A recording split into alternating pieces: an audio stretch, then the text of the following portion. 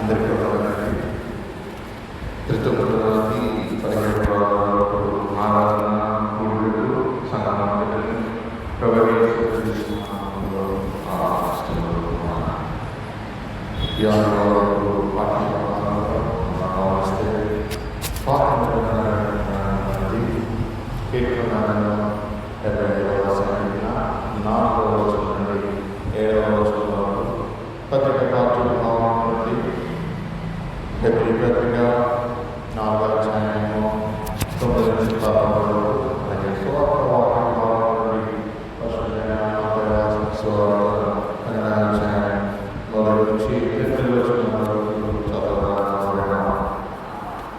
యోదయకాలంలో ప్రభువు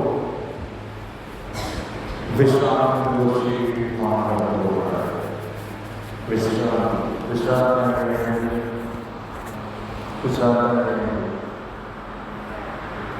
విశ్రాంతి అంటే బైబిల్లో వాడబడిన మాట శాబాత్. కొత్త నిబంధనలో సబాత్ మోసమే వాడబడేది. ప్రియమైన సంఘం, సబాత్ అనే మాటలు మనము వింటూ ఉంటాం. సబాత్ అంటే టు సీజ్ అన్నారు. టు సీజ్ అంటే మారుట అని అర్థం. టు సీజ్ అని అంటే మారుట. ఇప్పుడు ప్రభు విశ్రాంతి గురించి మాట్లాడుతూ ఉన్నాడు. ఆది కాలంలో మనం గమనిస్తున్న సందర్భంలో 2వ వచనంలో మనకు మాట్లాడుతున్న దేవుడు తాను చేసిన తన పని అంతటి నుండి ఆయన 7 దినాల్లో సంపూర్తి చేశాడు. 6 దినాల్లో సంపూర్తి చేశాడు. 7వ దినాన తన పని అంతటి నుండి ఆయన విశ్రమించాడు. 7వ దినాన తన పని అంతటి నుండి 6 దినాలు పని చేశాడు. 7వ దినంలో విశ్రాంతి దినం. ఇప్పుడు 7వ దినం అంటే శనివారం అనేది సబాత్ దినం. మీరు గమనిస్తే ఫారిన్ కంట్రీస్లో, క్రిస్టియన్ కంట్రీస్ అన్నింటిలో కూడా శని ఆదివారాలు సెలవులు ఉంటాయి. శని ఆదివారాలు సెలవులు ఉండడానికి కారణం ఏమిటంటే శనివారం సబాత్ దినం ఏ పని చేయకూడదు. ఆదివారం ప్రభు దినం. ఆదివారం ప్రభు సన్నిధానంలో మనం ఆయన్ని ఆరాధించాలి. ప్రియమైన సంఘం, ప్రభు సృష్టి అంతటి 6 దినాలు సంపూర్తి చేసి విశ్రమిస్తూ ఉన్నాడు. అందుకని ఆయన 7వ దినాన్ని పరిశుద్ధపరచడంట. ఆది కాండం 2వ అధ్యాయం 3వ వచనంలో మాట రాయబడుతుంది. కాబట్టి దేవుడు ఆ 7వ దినమును ఆశీర్వదించి ఏం చేశాడంట? పరిశుద్ధపరిచాడు సబాతు దినాన్ని. ఆ దినాన్న ఎవరు కూడా ఏ పని చేయకూడదు. నిర్వాహకులు 20వ అధ్యాయంలో 8 నుంచి 11 వచనం చదువుతున్న సందర్భంలో 16లో 3వ ఆజ్ఞ మనకి కనబడుతుంది. విశ్రాంతి దినమును పరిశుద్ధంగా ఆచరించుటకు జ్ఞాపకం ఉంచుకున్నాము. విశ్రాంతి దినమును పరిశుద్ధంగా ఆచరించుటకు జ్ఞాపకం ఉంచుకోవాలట. ప్రియమైన సంఘం, ప్రభు ఆజ్ఞల్లో ఒక ఆజ్ఞగా దానిని ఉంచుతూ ఉన్నాడు. సంఖ్యాకాండంలో మనం చదువుతున్న 15వ అధ్యాయంలో 32 నుంచి 36 వరకు చదువుతున్న సందర్భంలో ఒక వ్యక్తి కట్టెలు ఏరుతున్నాడంట. కట్టెలు ఎందుకు ఏరుతారు? వంట చేసుకోవడానికి. ఇప్పుడు కట్టెలు ఏరుతూ ఉన్నాడు. అది విశ్రాంతి దినం అంటే శనివారం. ఆ వ్యక్తి కట్టెలు ఏరడం అనేది దేవుని ఆజ్ఞను అతిక్రమించుకున్నాడు. అరణ్యంలో జరిగింది. 40 సంవత్సరాల జీవితంలో ఇశ్రాయేలు ప్రజల సందర్భంలో ప్రేమైన సంఘమా, ఆ సమయంలో ఆ వ్యక్తిని బంధించి కావలలో ఉంచారట ప్రజలు. దేవుడు చెప్పాడంట, ఆ వ్యక్తికి మరణశిక్ష విధింపబడేను. ఆ వ్యక్తికి మరణశిక్ష విధించాలట. ప్రియమైన సంఘమా, పరమశక్తుల దేవుడు ఆ వ్యక్తిని కావలలో చెప్పాలి. ఎందుకు ప్రభు అటువంటి శిక్షను విధిస్తూ ఉన్నాడు? సబాతు దినాన్ని ఆయన ఆచరించమని చెప్తున్నాడు. పరిశుద్ధంగా ఆచరించాలి. ఇశ్రాయేలు దేశం మీరు చూడొచ్చు. శనివారం వచ్చిందంటే శుక్రవారం సాయంత్రం 6 గంటల నుంచి శనివారం సాయంత్రం 6 గంటల వరకు వారు సబాతు దినంగా ఆచరిస్తూ ఉంటారు. 6 నుంచి 6 గంటలు 24 గంటల సమయంలో ఎవరు కూడా ఏ పని చేయరు. లైట్ ఆన్ చేసిందంటే లైట్ అలాగే వచ్చేస్తారు.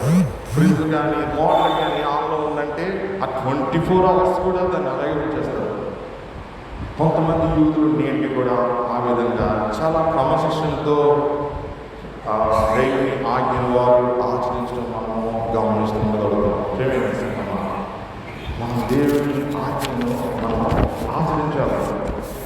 ద్వితీయోపదేశకాండంలో సందర్భంలో 23వ అధ్యాయంలో 25వ వచనంలో ఒక మాట మనకు కనబడుతుంది. ద్వితీయోపదేశకాండము 23వ అధ్యాయము 25వ వచనంలో ఇక్కడ చెప్పబడుతున్న మాట ఏంటంటే, నీ పొరుగువాని పంట చేనికి వచ్చినప్పుడు నీ చేతితో వెన్నులు తుంచి తినవచ్చును. పొలంలో వెళ్తా ఉన్నావు, పంట పక్వానికి వచ్చింది, అవి తీసుకుని నువ్వు తినొచ్చంట. కానీ అవి నీ సంచిలో కానీ పాత్రలో కానీ నీవు వేయకూడదు.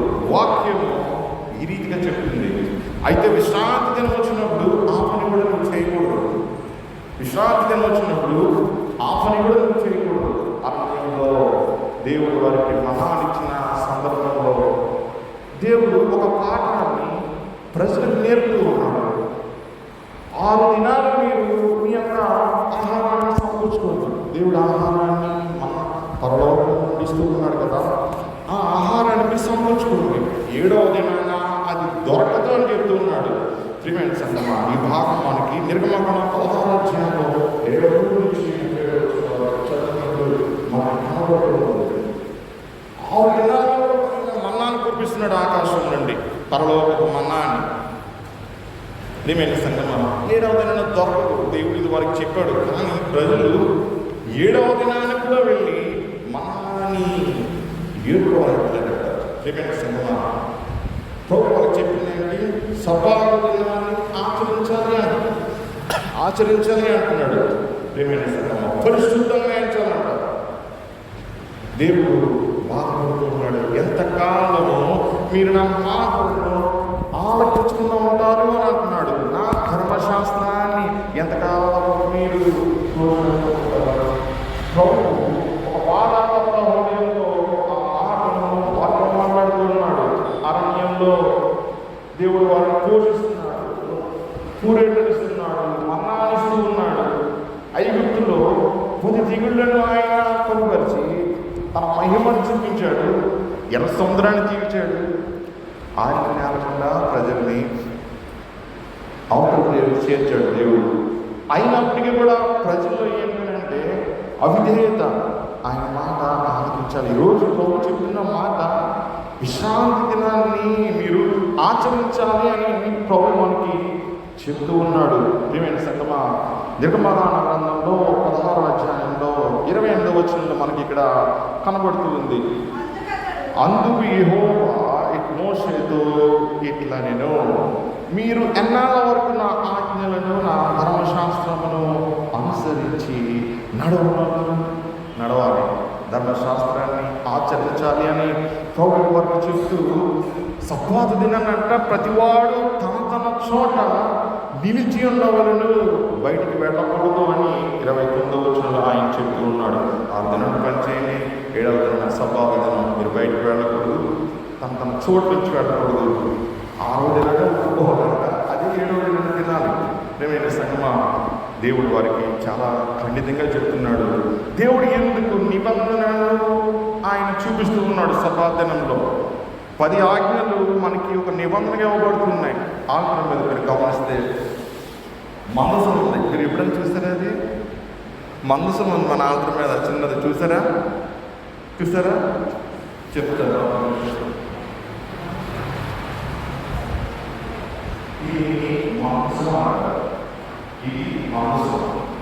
ఈ మందసంలో ఇది మూత, దీన్ని మూత అంటారు, కప్పోర్ అంటారు దీని లోపల దేవుడి చేతితో రాసిచ్చిన 2 రాతి పలకలు ఉన్నాయి. 2 రాతి పలకలు. ఈ పలకలు దేవుడు ప్రజలతో చేసినటువంటి నిబంధనకు సాదృశ్యంగా ఉన్నాయి. ప్రియమైన సంగమా, ఆజ్ఞను అతిక్రమించొద్దు అంటున్నాడు, సబ్బాతు దినాన్ని ఆచరించమంటాడు, అది కూడా ఇందులోనే ఉంది. ఎప్పుడైతే పదాజ్ఞలో ఒక ఆజ్ఞను అతిక్రమించినా వారు ధర్మశాస్త్రాన్ని అతిక్రమించినట్టే. ప్రియమైన సంగమా, అందుకే యోమ్ కిప్పురు దినాన్న మనం లేవి కాలంలో చదివితే 16వ అధ్యాయంలో ఉంటుంది, యాజకుడు సంవత్సరమునకు ఒక్కసారి ఆయన అతి పరిశుద్ధ మందిరంలోకి వెళ్తాడంట.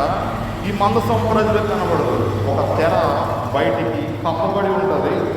ఒక్కసారి యాజకుడు లోపలికి వెళ్తాడు.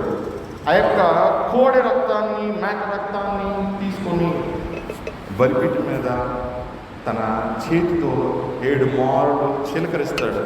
ఇలా చిలకరిస్తాడు. అలా చిలకరిస్తేనంట రక్తం ఎక్కడ చిలకరించబడుతుంది? ఈ మూత మీద, కప్పోరెత్తు అంటారు. ఇక్కడ నుండి దేవుడు ప్రజలతో మాట్లాడతాడంట.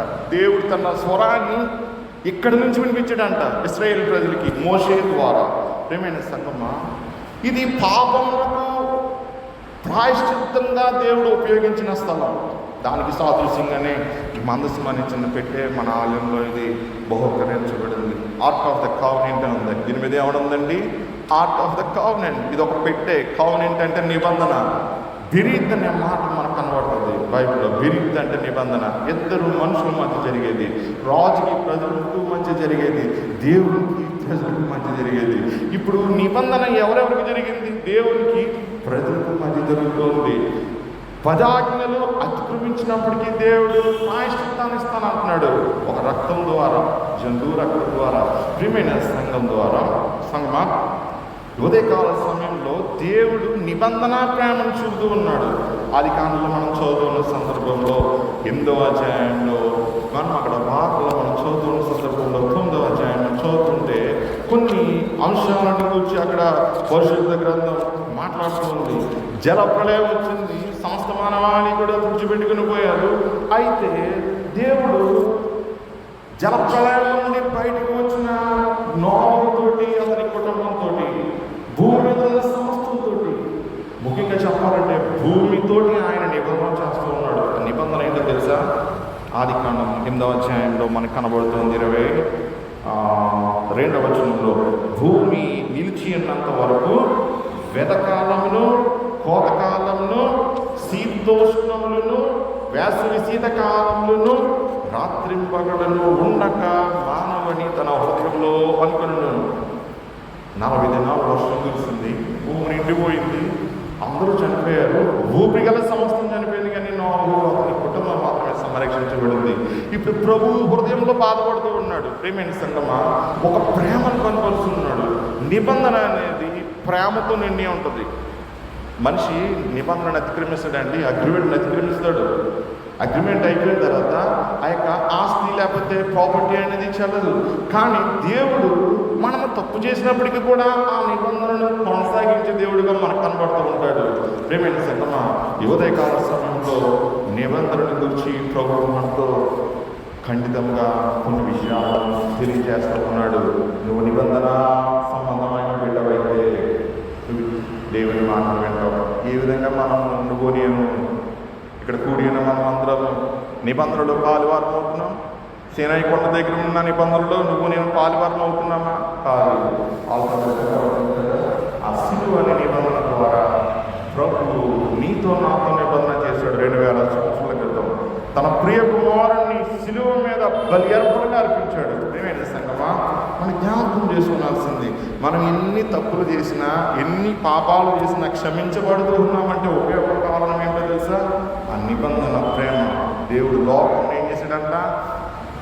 ఎంతో ప్రేమించాడంట. కాగా ఆయన తన ద్వితీయ కుమారునిగా విశ్వాసం నుంచి ప్రతివాడు రక్షింపక నిత్య జీవం పొందినట్లు ఏం చేశాడంట?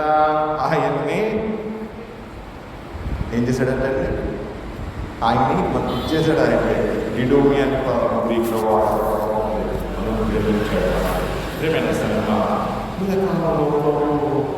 విషయాలు మనతో మాట్లాడుతూ ఉన్నాడు.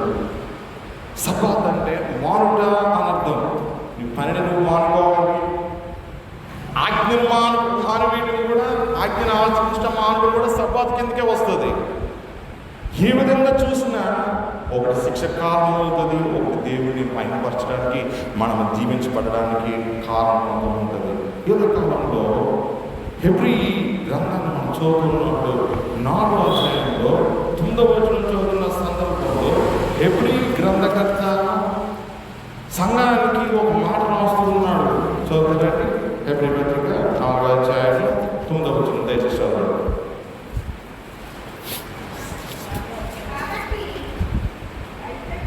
కాబట్టి దేవుని ప్రజలకు విశ్రాంతి నిలిచి ఉన్నది. చాలండి. కాబట్టి దేవుని ప్రజలకు విశ్రాంతి నిలిచి ఉన్నది. ఐగుప్తులో ప్రజలు శ్రమపడుతూ ఉన్నారు, వారు మొరపెడుతూ ఉన్నారు దేవుడికి. నిర్గమకాండం 3వ అధ్యాయం చదువుతున్నప్పుడు 7వ వచనంలో సీనాయి కొండ మీదకి యెహోవా దేవుడు దిగి వచ్చాడు. ఆయన దిగి వచ్చి మోషతో చెప్తూ ఉన్న మాట ఏంటంటే, నిశ్చయంగా నేను నా ప్రజల బాధలు చూచుకుని అప్రెషన్ చూశాడంట.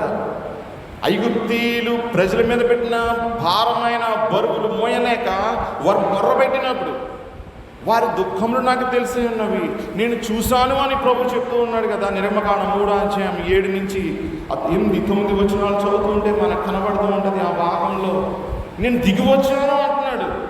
ఎక్కడికి వచ్చాడు? పరలోకం నుండి సీనాయి కొండ మీద దిగి వచ్చాడు. ఆయన దిగి వచ్చుట అనే పదానికి యారాద్ అనే మాట రాయబడి ఉంది. ఆయన ఏమంటున్నాడు? పాలు తేనెలు ప్రవహించు మంచి దేశానికి నేను తీసుకెళ్ళడానికి వచ్చాను అంటున్నాడు. నిర్గమకాండం 3:7 వచ్చడానికి ఈ భాగం మీకు కనబడుతూ ఉంటుంది. పాలు తేనెలు ప్రవహించు మంచి దేశానికి నడిపించడానికి, మూల భాషలో చూస్తే పైకి తీసుకుని వెళ్ళడానికి ఆయన ఎందుకు వచ్చాడు? కిందికి పైకి తీసుకుని వెళ్ళడానికి. ప్రియమైన సంఘం, కింద ఏమనుంది? ఆపరేషన్ ఉంది, వేదన ఉంది, శ్రమ ఉంది, నలుగుడు ఉంది. పైన ఏముంది? విశ్రాంతి ఉంది. ఐగుప్తు అనేది కింద ఉంటే ఇశ్రాయేలు కనాను దేశం పైన ఉంటుంది. ప్రియమైన సంగమా, శ్రమ నుండి వారిని పైకి తీసుకుని వస్తూ ఉన్నాడు. వారికి ఇస్తానన్న విశ్రాంతి అది. అయితే ఆ విశ్రాంతిలో ప్రవేశించడానికి ఇశ్రాయేలు ప్రజలు అంగీకరించినట్లు మనకు కనబడటం లేదు. సంఖ్యాకాండంలో మనం చదువుకున్న సందర్భంలో ఆ భాగంలో 14వ అధ్యాయాన్ని మనం చదువుకుంటే ఆ అధ్యాయంలో ఒక సంఘటన జరుగుతూ ఉంది. వేగు చూడడానికి వెళ్ళవచ్చిన వారు ప్రజలకు వ్యతిరేకమైన సమాచారాన్ని తీసుకుని వచ్చి జీవము గల దేవుడి మీద ఉన్న విశ్వాసం నుండి ప్రజలను తొలగించిన సందర్భం మనకు కనబడుతుంది. ప్రియమైన సంగమా, ఇశ్రాయేలు ప్రజలు స్పైస్ అంటే గూఢచారులు వాళ్ళు. మీరు గమనించారా? లెబనాన్లో ఒకేసారి 3,000 నుండి 7,000 పేజెస్ పేలిపోయినాయి. మొబైల్ ఫోన్స్ పేలిపోయినాయి. ఎవరికి పేలినవి? మిలిటెంట్స్ దగ్గరికి మాత్రమే పేలినవి. సాధారణ ప్రజల దగ్గర ఎవరికైనా పేలినాయండి? వాళ్ళ యొక్క గూఢచారులు అక్యురేట్గా ఉంటారు, సరియైన సమాచారం ఇస్తారు. కానీ ఈ భాగంలో మనం చదువుతున్నప్పుడు కనాను దేశముల గురించి చెడు సమాచారాలు తీసుకుని వచ్చారు. దేవుడు వారికి ఇస్తారన్న విశ్రాంతి కనానులో ఐగుప్తు శ్రమకు కారణమైంది. కనానులో విశ్రాంతిని ఇస్తానంటున్నాడు. బాధ నుండి, అప్రెషన్ నుండి, వారు చేసిన భారమైన పనుల నుండి కనానులో మీకు విశ్రాంతిని ఇస్తాను అని వారిని తీసుకుని వెళ్తుంటే, ప్రేమైన సంగమా, ఆ వేరు ఆ నెగిటివ్ రిపోర్ట్ ఇస్రాయేల్ ఇచ్చిన సందర్భం కనబడుతూ ఉంది. ఆ సమయంలో ప్రజలు మోసం మీద తిరుగుబాటు చేసిన వృత్తాంతం మనకి ఈ అధ్యాయంలో మనకి కనబడుతుంది. జీవం గల దేవుడికి వారు కోపం రగించినప్పుడు దేవుడు ఒక మాట అంటున్నాడు, నేను మీకు విశ్రాంతిని ఇస్తానన్నాను కదా, ఈ విశ్రాంతిలో ప్రవేశించకుండా మీరేంటి తిరుగుబాటు చేస్తున్నారు అని అంటూ ఒక మాట అంటున్నాడు. సంఖ్యాకాండం 14వ అధ్యాయంలో 28వ వచనంలో, అక్కడ 27వ వచనంలో ఒక మాట అంటూ ఉన్నాడు. సంఖ్యాకాండం 14:27, నాకు విరోధంగా సలుగుచుంటూ ఈ చెడ్డ సమాజంలో నేను ఎంతవరకు సహింపగలను? ఇశ్రాయేలీయులు నాకు విరోధంగా సలుగుతున్న సొనుగులను విని అన్నాను. సొనుగుడు అంటే దేవుడికి చాలా కోపం అండి. ఒక సొనుగుడు మనిషికి చిరాకు పుట్టిస్తే జీవం గల దేవుడికి ఇంకెంత చిరాకు పుట్టిస్తుంది నీ సొనుగుడు కదండి. దేవుడు ఉన్నాడా? చేస్తాడా? ఐగుప్తులో మేము బాగానే ఉన్నాం కదా, బాగానే తిన్నాం కదా, కష్టపడితే కష్టపడ్డాం, ఐగుప్తులోనే ఉన్నాం కదా, ఈ అరణ్యం ఎందుకు బాబు, ఈ మన్నా ఎందుకు, ఈ శ్రమలు ఎందుకు అని వారు విమర్శిస్తూ ఉన్నారు మోషేని, అహరోనుని. ఇదిగో వేగుల వారు ఈ సమాచారం తీసుకుని వచ్చారు, అది మంచి దేశమే, కానీ అక్కడ ప్రజలు బలవంతులు, ఉన్నత దేవులు అని చెప్పి భయపెడుతూ ఉన్నారు. అనాకీయులనంటే బాగా ఎత్తైన ప్రజలండి, జైంట్స్ అంటారు చూసారా, ఆ టైప్ ప్రజలు అనమాట. బాగా ఎత్తైన ప్రజలు, గొలియాతు లాంటి ప్రజలు వాళ్ళు ఎత్తరైన ప్రజలు, ఎత్తరులు వాళ్ళు. ప్రియమైన సంగమా, మనము అపవాదికి భయపడకూడదండి. ప్రభు ఏం చెప్తుందంటే విశ్రాంతిస్తానన్నాడు. నీకు ఏ రీతిగానైనా ఆయన విశ్రాంతిస్తాడు. నువ్వు చేయవలసింది ఆయనకు లోబడి ఉండాలి. ఆయన నడిచిన మార్గంలో నడవాలి, ఆయన చూపించిన త్రోవలో నడవాలి. కానీ ఈ ప్రజలు తిరుగుబాటు చేస్తున్న సందర్భంలో ప్రభు వారితో అంటున్నాడు, ఎన్నాళ్ళ వరకు నేను ఈ చెడ్డ సమాజంలో సహించాలి, ఈ శ్రమలను సహించాలి అంటూ 21వ వచనం అంటున్నాడు, నీవు వారితో యెహోవా వాక్కు ఏదనగా నా జీవంతో మీరు నా జీవంలో చెప్పినట్లు నేను నిశ్చయంగా మీ ఎడల చేసేదను. మీ శవములు మీ అన్నంలో వారును మీ లెక్క మొత్తం చొప్పున మీలో లెక్కబడిన వారందరూ అనగా 20 ఏళ్ళు మొదలుకుని పైప్రాయం కలిసి నాకు విరోధంగా కలిగిన వారందరూ అక్కడ ఏమంటాడండి, రాలిపోదు. 40 సంవత్సరాలు తిరిగారండి వాడు అరణ్యంలో. 40 రోజుల ప్రయాణాన్ని 40 సంవత్సరాలు ఎందుకు తిరిగారంటే తిరుగుబాటు చేసినందుకు. వాళ్ళ పిల్లలు చచ్చిపోతారు అక్కడికి వెళ్తే అన్నారు. కానీ దేవుడు ఏం చేశాడు తెలుసా, వారిని రాల్చాడు, కానీ వారి పిల్లలకు మాత్రం ఆ స్వాస్థ్యాన్ని ఆయన ఇస్తూ ఉన్నాడు. ఇప్పుడు విశ్రాంతిలో ఇశ్రాయేలు ప్రజలు ప్రవేశించారా? చెప్పండి ఒక మాట. విశ్రాంతిలో ప్రవేశించారా? ఎవరికైతే వాగ్దానం చేయబడిందో ఆ వాగ్దానము పొందుకున్న వాళ్ళు విశ్రాంతిలో ప్రవేశించలేదు. కానీ దేవుడు వారి సంతానాన్ని తీసుకుని ఆయన వెళ్తూ ఉన్నాడు.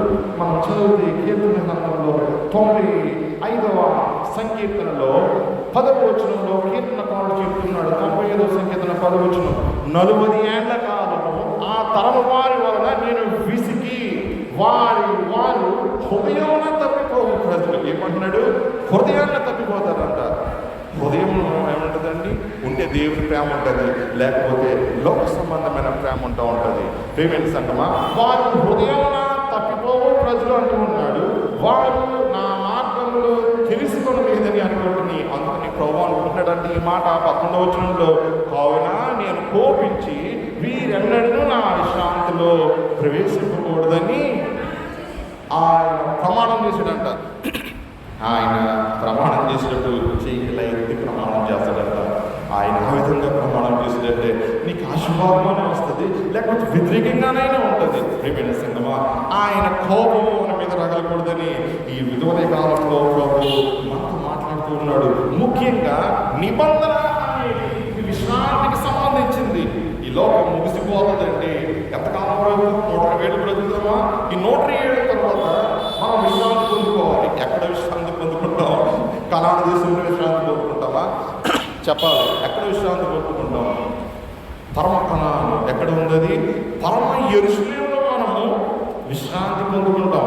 ప్రకటన గ్రంథం మనం చదువుతున్న సందర్భంలో 27వ అధ్యాయంలో అక్కడ ఒక మాట రాయబడుతుంది 2వ వచనంలో, మరియు నేను నూతనమైన యెరూషలేము, 27వ అధ్యాయం 22వ వచనం ప్రారంభ గ్రంథం, మరియు నేను నూతనమైన యెరూషలేము అను ఆ పరిశుద్ధ పట్టణము తన భర్త కొరకు అలంకరింపబడిన పెండ్లి కుమార్తె వలె సిద్ధపడి పరలోకమందున్న దేవుని యొద్ద నుండి దిగి వచ్చిన చూచితిని. భర్త కొరకు సిద్ధపడుతుందంట ఆ యొక్క పట్టణం, అలంకరింపబడిన పెండ్లి కుమార్తె వలె ఆ పరిశుద్ధ పట్టణం. ప్రియమైన సంఘమా, సంఘము మనుష్య కుమారుడైన క్రీస్తుకి భారీగా అంచబడుతుంది. ఈ లోక సంబంధమైనటువంటి శ్రమ నుండి మనము పరమకు మనము ఆరోహణించవలసిన సందర్భం మనకి కనబడుతూ ఉంది. యోదయకాల సమయంలో ప్రభు చెబుతున్నాడు, ఈ లోక సంబంధమైన విశ్రాంతి కాదు నీకు ఇచ్చేది, కనానుగా కాదు నీకు ఇచ్చే విశ్రాంతి. 6 దినాలను పనిచేసి 7వ దినాలను విశ్రాంతి తీసుకుంటున్నావు, అది కూడా కాదు నీకు ఇచ్చే విశ్రాంతి. ఏ విశ్రాంతిని ఇస్తానంటున్నాడు ఆయన? నిత్య జీవం అనే విశ్రాంతిని ఇస్తానంటున్నాడు. అందుకని ప్రకటన 21:3 అంటున్నాడు, ఇదిగో దేవుడి నివాసము మనుషులతో కూడా ఉందంట. ఎక్కడ ఉందంట? దేవుడి నివాసము మనుషులతో కూడా ఉన్నది. ఆయన వారితో కాపురం ఉండదు. ఆయన ఎక్కడైతే కాపురం ఉంటాడో అక్కడే దేవుడి నివాసం ఉంటుంది. ప్రియమైన సంగమా, ఆయన ఎక్కడైతే కాపురం ఉంటాడో అక్కడ దేవుడి నివాసం ఉంటుంది. దేవుడి నివాసం ఉందంటే ఆ ప్రజలు ఆశీర్వదించబడుతూ ఉంటారు. వారు ఆయన ప్రజలైందరూ, దేవుడు తానే వారి దేవుడేయండి, వారికి తోడేయండి. 4వ వచనం అంటున్నాడు, ఆయన వారి కన్నుల ప్రతి బాష్ప బిందువుని ఏం చేస్తాడంటే ఆయన తుడిచివేయును అంటున్నాడు. మరణం ఇక ఉండదు, దుఃఖమైన ఏడుపైన ఉండదు. ఏమంటున్నాడు? మొదటి సంగతులుగా తెచ్చిపోయానని సింహాసనంలో నుండి వచ్చిన గొప్ప స్వరం చెప్పినట్టుని ఒక స్వరం చెప్తూ ఉంది. మొదటి సంగతిగా తెచ్చిపోయింది. ప్రియమైన సంగమా, విశ్రాంతి ఎందుకు ఇస్తాడు? నీ కన్నీరు నుంచి నీకు విశ్రాంతిని ఇస్తాడు, నీ దుఃఖాల నుండి నీకు విశ్రాంతిని ఇస్తాడు. ఉదయకాలంలో ప్రభువు మాట్లాడుతున్న విశ్రాంతి ఏంటో తెలుసా? ఆత్మీయ విశ్రాంతి, నీ రాజ్యంలో నీకు ఇవ్వబడే విశ్రాంతి. ఈ లోకంలో సంబంధమైన విశ్రాంతిని నువ్వు పొందుకోకపోతే, ఆచరించకపోతే, పర సంబంధమైన విశ్రాంతిలో నీవు పాల్గొంటూ నువ్వు పొందగలుగుతూ ఉంటావా? ప్రభు మనతో మాట్లాడుతూ ఉన్నాడు. ఉదయకాల సమయంలో వారైతే కోల్పోయారు, కానీ అందుకే అన్నాడు హెబ్రీ పత్రికారుడు 4వ అధ్యాయంలో 9వ వచనంలో, కాగా దేవుని ప్రజలకు విశ్రాంతి ఏముందంట? నిలిచి ఉన్నది. ప్రియమైన సంగమా, నిలిచి ఉన్నది. వారు పోగొట్టుకోలేదు ఆ విశ్రాంతిని వారు పోగొట్టుకున్నారు, కానీ దేవుని బిడ్డలు పొందుకుంటూ ఉన్నారు. మనము ఈ భాగంలో మనం గమనిస్తే 4వ వచనంలో చూద్దాం. ఎందుకనగా దేవుడు తన కార్యములను గురించి విశ్రమించిన ప్రకారం ఆయన యొక్క విశ్రాంతిలో ప్రవేశించిన వాడు కూడా తన కార్యములను ముగించి విశ్రమించును. ఆయన విశ్రాంతిలో ప్రవేశించాలి. ఉదయకాలంలో ప్రభు చెప్తున్న మాట, నువ్వు ఆయన విశ్రాంతిలో ఉండాలి. ఇంకా పని చేయకూడదు. చేయవలసినప్పుడు నువ్వు పని చేయాలి. పని చేయడం ఆపిన తర్వాత నువ్వు విశ్రాంతి తీసుకోవాలి. ఎవరితో తీసుకోవాలి? దేవుడితో తీసుకోవాలి. ఆయన విశ్రాంతిలో ప్రవేశించాలని ఇక్కడ చెప్తూ ఉన్నాడు. ఇంకో మాట అంటున్నాడు 11వ వచనంలో, కాబట్టి అవిధేయత వలన వారు పడిపోయినట్టుగా. ఎలా పడిపోయారంట వారు? అరణ్యంలో అవిధేయత వలన పడిపోయారంట. ఉదయకాలంలో మనకు అవిధేయత అనేది ఉందా? ప్రభు చాలా సూటిగా మాట్లాడుతూ ఉన్నాడు. అవిధేయత అనేది ఉదయకాలంలో మన హృదయాల్లో, మన జీవితాల్లో ఉందా? అవిధేయత వలన వారు పడిపోయారంట, రానిపోయారనే మాట అక్కడ ప్రభు చెప్తూ ఉన్నాడు కదా. ప్రియమైన సంగమా, ఈ భాగంలో మనం చూడుకున్నప్పుడు ప్రభు ఏమని చెప్తున్నాడు? కాబట్టి మనలో ఎవడునూ వారి వలె పడిపోకుండా ఆ విశ్రాంతిలో ప్రవేశించుటకు ఏం చేయమంటున్నాడు? జాగ్రత్త పడుతామంటున్నాడు. ఆ విశ్రాంతిలో మనం ప్రవేశించాలండి. జాగ్రత్త పడమని చెప్తున్నాడు ప్రభు. జాగ్రత్త కలిగి ఉండాలి. అయ్యో, దేవుని ఇలా పట్టుకోకపోతే జారిపోతాడండి. మన చెయ్యి జారిపోతుంది. దేవుడు అలాగే ఉంటాడు. మనం చెయ్యి పట్టుకుందాం ఎలా దేవుడిని. ఆయన చేతిని గట్టిగా పట్టుకున్నప్పుడు మనం స్థిరంగా ఉండగలుగుతాం. మనం ఏమాత్రం లైట్గా వదిలినా, చేయి వెనక్కి తీసినా ఆయన అలాగే ఉంటాడు. మనం మాత్రం ఆయన చేతిలో మనము వండుకున్నా ఉంటాం. ఏమైనా సంగమా, ఉదయ కాలంలో ప్రభు చెప్తున్న మాట ఏంటంటే ఆయన విశ్రాంతిని మనం పోగొట్టుకోకూడదు అన్నాడు. ఆ విశ్రాంతిని పోగొట్టుకుంటే అయ్యో శ్రమ ఏముంటుందంట అక్కడ? అగ్ని ఆరదంట, పురుగు చాలదంట. ఎందుకు శ్రమ వేదన వస్తుంది తెలుసా? హృదయంతో వస్తాయి. లోబడిన వారికి నిత్య విశ్రాంతిని తనతో పాటు విలువగా ఇస్తానని దేవుడు ఉదయకాల సమయంలో నీతో నాతో ఆయన మాట్లాడుతూ ఉన్నాడు. ఇప్పుడు మనం చూస్తే 12వ వచనం చదువుతాం. ఎందుకనగా దేవుని వాక్యము సజీవమై బలము గలదై రెండంచులు గల ఎటువంటి ఖడ్గము కంటెను వాడిగా ఉండి ప్రాణాత్మలను, కేళ్ళను, గోలుగను విభజించినంత మట్టుకు దూర్చు హృదయం యొక్క తలంపులను, ఆలోచనలను ఏం చేస్తూ ఉందంట? శోధించున్నదంట. ప్రియమైన సంగమా, దేవుడు పరీక్షిస్తూ ఉంటాడు మనము టెస్టింగ్ అనేది గురవుతూ ఉంటాం కొన్ని సందర్భాలలో. ఎందుకో తెలుసా? మనలో ఉన్న మస్టు తీసివేయబడాలి. ఈ లోకం అనే పాపంలో మానవుడు జీవిస్తూ ఉండగా లోక సంబంధమైన మరణం అంటుతూ ఉన్న సందర్భంలో శ్రమలు, వేదనలు అనేవి మానవ జీవితంలో ఉన్న మస్టును తొలగిస్తూ ఉంటాయి. సువర్ణం అంట, బంగారం అంటే అది పుటం వేయబడుతుండేది సువర్ణంగా మారుతూ ఉంటుందంట. కల్మషం అనేది, కలుషితం అనేది బంగారంలో పోవాలి కదండి. అప్పుడే కదా అది సువర్ణంగా మారబడుతుంది. అప్పుడే కదా అది ఆభరణంగా ఉపయోగించబడుతుంది. అంటున్నాడు దేవుడి వాక్యం అంట మనం ఏం చేస్తుందంట?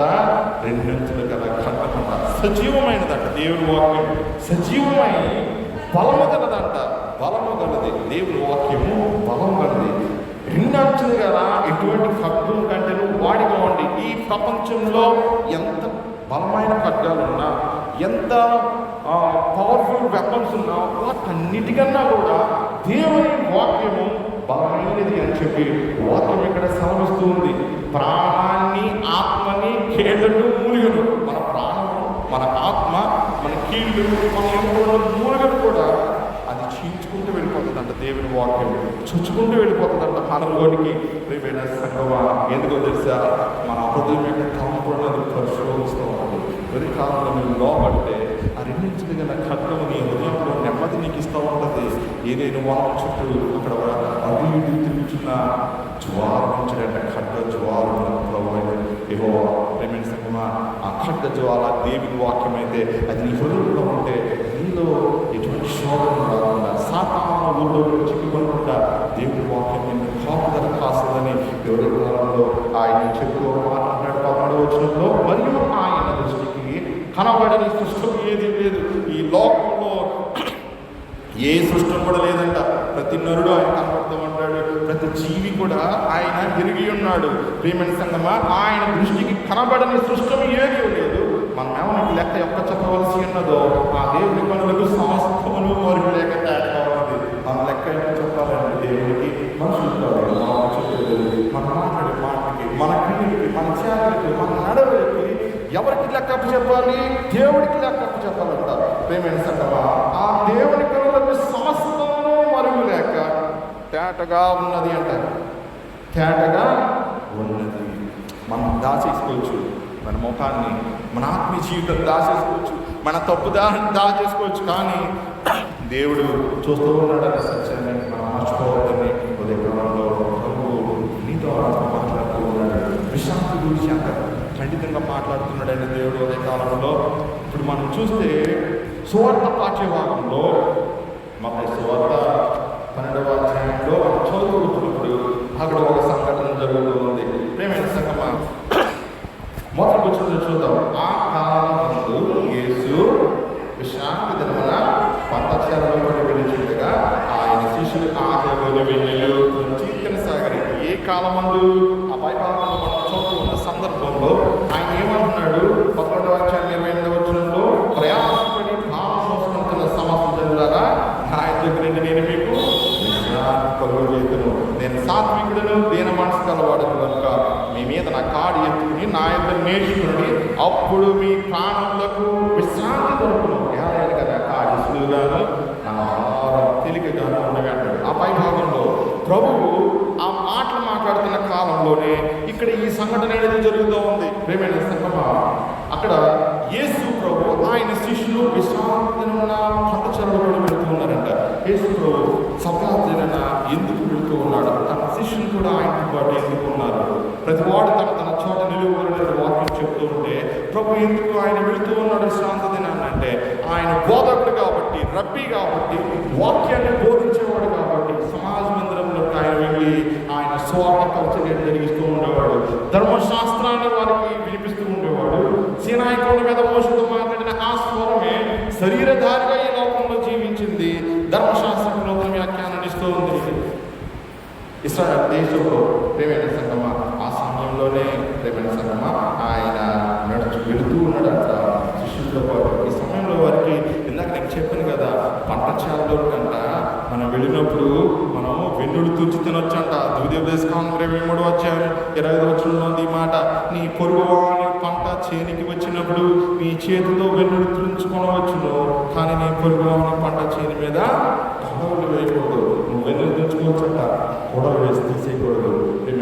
ఆకులు వేస్తే తినమంటున్నాడు, కానీ దోచుకోవద్దని ప్రభు చెప్తూ ఉన్నాడు. అది ఆజ్ఞ. అది ఇప్పుడు శిష్యులు ఆజ్ఞ అతిక్రమించడం లేదు, వెన్నులు తుంచుకొని తింటున్నారు. ఆకలి వేసింది కాబట్టి. ఎందుకంటే విశ్రాంతి దినం ఎవరు వండుకోరు. వాళ్ళ దగ్గర పొయ్యి ఉంటుందా? ఆహార పదార్థాలు ఉంటాయా? నడుచుకుంటూ వెళ్ళడమే కదా వాళ్ళ పని. సువార్త ప్రకటించడమే కదా వారి పని. ప్రియమైన సంగమా, ఆకలేసింది, అవి తింటూ ఉన్నారు. ఇప్పుడు 2వ వచనం చూడండి, అక్కడ పరిసయ్యులు అనే మాట ఉపయోగించబడుతుంది. పరిసయ్యులు అంటే ప్రత్యేకంగా జీవించువారు, దేవుని ఆజ్ఞని కొనసాగించువారు అని అర్థం. అయితే పరిసయ్యులు చూచారంట. చూచేయమంటున్నారు, ఇదిగో విశ్రాంతి దినమున చేయకూడదు ఈ శిష్యులు చేయుచున్నారని ఆయన చెప్పారట. విశ్రాంతి దినమున చేయకూడదు ఈ శిష్యులు చేయుచున్నారు, ఇదిగో అని చూపిస్తూ ఉన్నారు. చూసావా, అతిక్రమించారు. ప్రేమైన సంగమా, వాస్తవానికి అక్కడ పరిశీలన కూడా చెప్పింది కరెక్టే. మన్నాని ఎరుపు అన్నాడు. ఆ రోజులో దొరుకుతుంది 7వ దినాన్ని చేయొద్దన్నాడు, గ్యాదర్ చేసుకోవద్దన్నాడు. వీరు కూడా ఆ పని చేయాలి. శిష్యులు చేయలేదు ఆ పని. ప్రియమైన సంగమా, యేసు ప్రభు వెన్నులు తుంచి తినినట్లు మనకు అక్కడ కనబడటం లేదు, కానీ ఆయన శిష్యులు మాత్రమే వెన్నులు తుంచి తిన్నారంట. ప్రియమైన సంగమా, ఇక్కడ మనము ఆశ్చర్యకరమైన మాటలు ఇక్కడ ఈ భాగంలో రాయబడుతున్నాయి. 3వ వచనం చూద్దాం. ఆయన జవాబిస్తున్నాడండి. ఏమంటాడంట ఆయన వారితో ఇట్లా, తాను కంటపడవాడు ఆకలిగా, తాను తనతో కూడా ఆకలి ఎండగా. చదువుతారా? దావీదు చేసిన దాని గురించి మీరు చదవలేదా? ప్రియమైన సంగమా, దావీదు ఒక పనిని చేస్తూ ఉన్నాడు. తను జీవించిన ఆ సందర్భంలో దేవుడు ప్రతిదానికి ఒక జవాబిస్తాడండి. యేసు ప్రభు అరణ్యంలో శోధించబడుతూ ఉన్న సందర్భంలో ఆయన సాతానికి ఇచ్చిన జవాబులు పరిశుద్ధ గ్రంథం నుండే ఇచ్చాడు. ఆయన ఎక్కడి నుంచి ఇచ్చాడు? పరిశుద్ధ గ్రంథం నుండే. వాక్యంలో ఇలా రాయబడింది కదా సాతాన్ అంటే, దేవుడు కూడా దానికి జవాబిస్తూ ఉన్నాడు. కుమారుడైన దేవుడు ఇలా కూడా రాస్తుంది కదా వాక్యంలో. ఋతు వలన మాత్రమే నరుడు, ఆహారం వలన మాత్రమే నరుడు జీవిస్తాడా? దేవుడు నోట నుండి వచ్చు ప్రతి మాట వలన దేవుడు జీవిస్తాడు, మానవుడు జీవిస్తాడు అని చెప్తూ ఉన్నాడు కదా యేసు ప్రభు. ప్రేమైన సంగమా, ఈ ఉదయ కాలంలో మనం జ్ఞాపకం చేసుకోవలసిన ఒక సత్యం ఏంటంటే, ప్రభువు ఈ భాగంలో ఆయన మాట్లాడుతూ చెప్తూ ఉన్నాడు 4వ వచనంలో, అతడు దేవుని మందిరంలో ప్రవేశించి యాజకులే తప్ప తానైనను తనతో కూడా ఉన్నవారైనను తినకూడని సముఖపు రొట్టెలు తినేను అంటున్నాడు. తినకూడని సముఖపు రొట్టెలు తిన్నాడంట. ప్రేమైన సంగమా, సముఖపు రొట్టెల గురించి ఇక్కడ రాయబడుతూ ఉంది. ప్రభువు సముఖపు రొట్టెలు అనేవి ఆలయంలో విశ్రాంతి దినాన్న చేయమని చెప్తూ ఉన్నాడు. విశ్రాంతి దినాన్న చేయమని చెప్తున్నాడు. లేవీకాండం 24వ అధ్యాయం 5 నుంచి 9 వచనాల వరకు చదువుతున్న భాగంలో మనకు కనబడుతుంది. విశ్రాంతి దినం అంటే సమాధి దినం. ఇశ్రాయేలు ప్రజలంట గోధుమ పిండి వాళ్ళంట పచ్చని బియ్యం తీసిన గోధుమ పిండి, ఆ పిండితో యాజకుడే 12 రొట్టెలు చేయాలి. ఒక వరుసలో 6 రొట్టెలు, ఒక వరుసలో 6 రొట్టెలు. ఆ రీతిగా బల్ల వేయబడుతుంది దేవుని సముఖంలో. అదే రీతిగా ఉంటుంది బల్ల. దాని మీద ఆ 12 రొట్టెలు పెట్టాలి. ఒక వంతు మీద సాంబ్రాణి వేయాలి, ఇంకొక వంతు మీద కూడా సాంబ్రాణి వేయాలి. సాంబ్రాణి అనేది దేవుని ఆరాధించడానికి సాదృశ్యంగా ఉంది. అది దేవుడి గురించి, కానీ యాజకుడే అతి పరిశుద్ధ స్థలంలో అనగా పరిశుద్ధ స్థలంలో వాటిని పూజించాలి అని చెప్తున్నాడు. అన్యుడు తినకూడదంట. ఇప్పుడు దావీదు సౌలుని కాపాడుతున్నాడు. ఉన్న సందర్భంలో ఆకలిసింది. నోబు పట్టణానికి వెళ్ళాడు.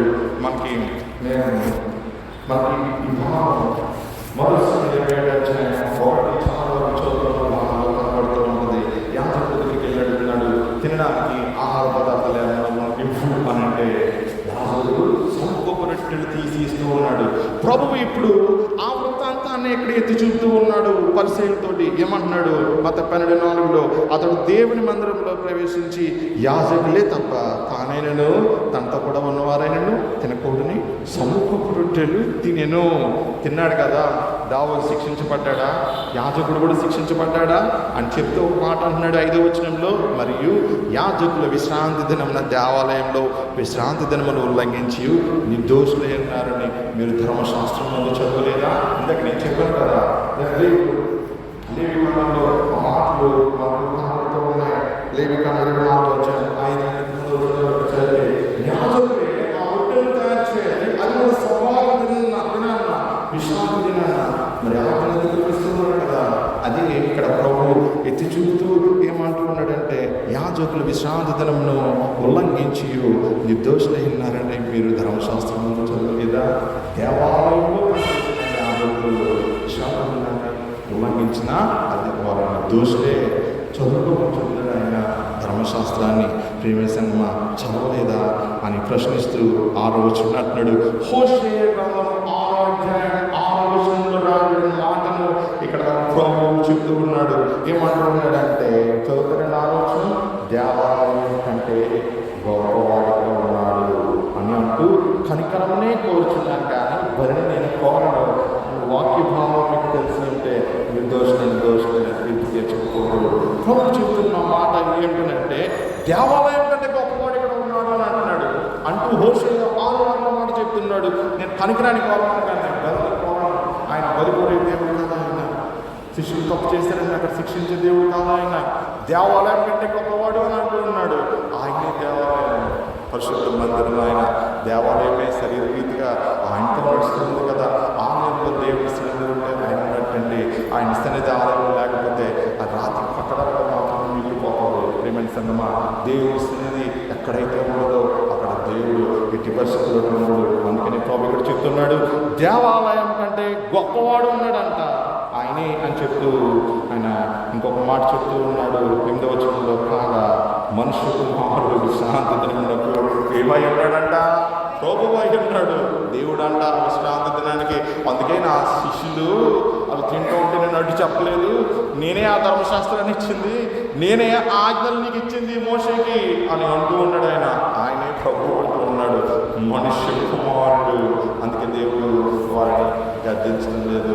ప్రియమైన సంగమా, మన మిత్రుల లోకాలను ఎత్తి చెబుతున్నప్పుడు దేవుడు మన లోకాన్ని ఎత్తి చెబుతూ ఉన్నాడు.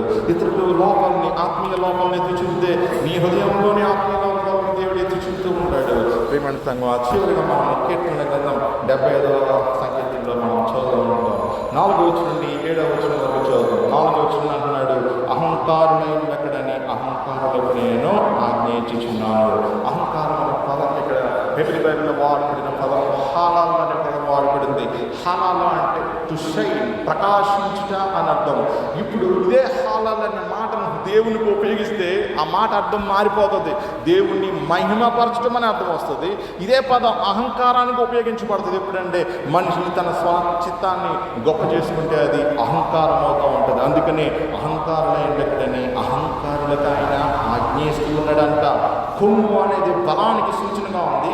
యాజకుడు ఆ యొక్క షోఫర్ అనే కొమ్ముని ఊదుతూ ఉంటాడు ప్రజలను ఆలయానికి రమ్మని చెప్పి. పండుగ దినాలు సమీపమైనవి, ప్రజలు కూడుకునే సమయమైనదని చెప్పి షోఫర్ను ఊదుతూ ఉంటాడు. దానిని కొమ్ము బోర అంటాడు.